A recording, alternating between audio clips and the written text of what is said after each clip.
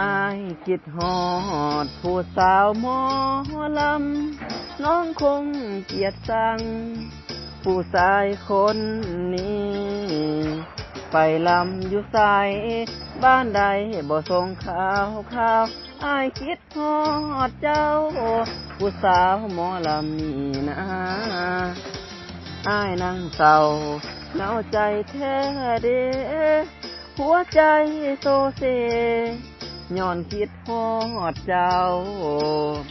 เห็นแต่คนอื่นเขานั่นออกมาลำหัวใจซอกซ้ำชุดน้ำนางเอกแท่นา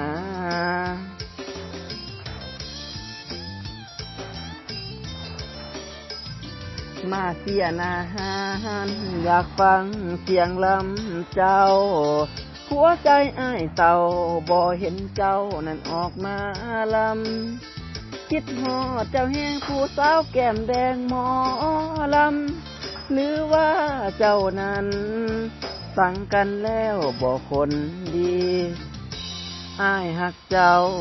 นางเอกหมอลำถ้าใจยังว่างตอบหักอ้ายแน่นางเอกหมอลำน้องอย่าใจลำเกินไปหากเจ้าเมิดใจนางเอกหมอลำคนเดียว